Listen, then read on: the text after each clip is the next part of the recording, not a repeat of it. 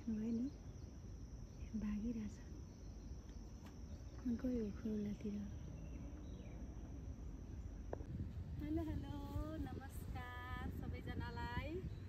यो चाहिँ म स्याउको रुखनेर छु ठ्याक्कै। अहिले स्याउ यत्रा भएको रहेछ यति ठुलो। अब केही दिनमा खाने बेला हुने रहेछ। हाम्रो घरबाट गाडीमा 5 मिनट जतिको बाटोमा कस्तो राम्रो स्याउ फलेको। सुन्तला र स्याउ पिराती लाउने भए अलि ओरा आऊ। सुन्तला र स्याउ पिराती लाउने भए। साथीहरू ओखरको बोट देख्नुभयो? त्यहाँ पनि ओखर उ त्यो बोट पनि उयो। अनि यताको चाहिँ किम्बु अनि अघि मैले देखाएको स्याउको बोट हो। अनि यता चाहिँ सबै ओखर कति धेरै छ यहाँ फलेको। वाउ। अनि यहाँ किम्बु रहेछ यहाँ पनि।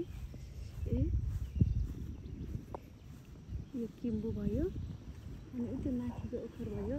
उयो पनि ओखरको बोट रहेछ। यो कति फलेको छ नि। म देखाइदिन्छु है हजुरहरूलाई। हेर्नुहोस् ओखर ओखर ओखर कति फलेको छ।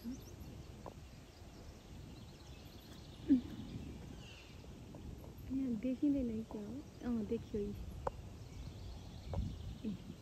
लानुहोस् ओखर दाँते ओखर।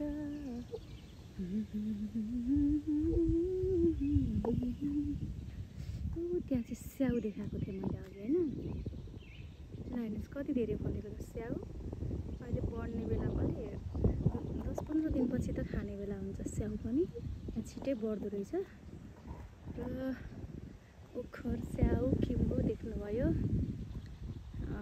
मेरो फ्यामिली उता पहिला बस्नुहुने ठाउँमा वासिङटन सियाटलमा चाहिँ कति धेरै स्याउ बारीहरू थियो।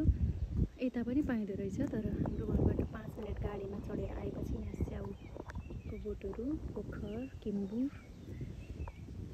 हामी चाहिँ यहाँ पार्कमा घुम्न आएछौँ। यहाँ मेरो श्रीमानजी हुनुहुन्छ। म चाहिँ एक्लै भिडियो खिचेर बसेको। रमाइलो।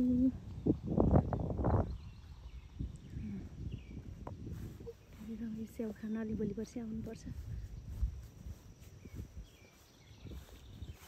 यहाँ हुनुहुन्छ है। देखाउनु भिडियोमा चाहिँ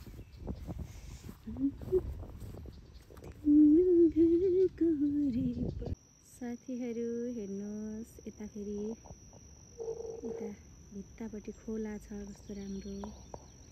अनि खोला होइन ताल। अनि यहाँ चाहिँ बकुल्ला चरा छ। अनि त्यो सानो रुखनेर चाहिँ धेरैवटा चरा छ है। यहाँनिर म देखाउँछु है। यहाँनिर छ नि यहाँनिर कति धेरै चरा मिटिङ गरेर बसिरहेको छ यहाँ। कस्तो राम्रो दृश्य देखिने। यताबाट जाम फेरि वहाँ घाँटी तानी तानी हेरिरहेछ है।